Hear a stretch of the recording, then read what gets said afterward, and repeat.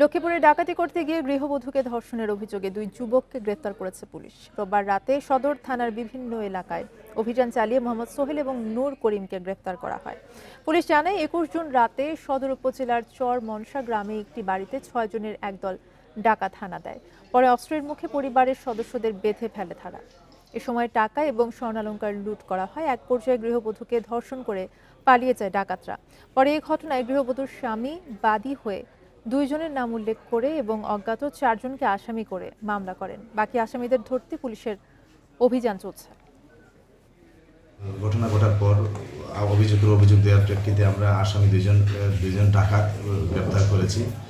অজ্ঞাত 4 জন ডাকাত গ্রেপ্তারের চেষ্টা অব্যাহত রয়েছে।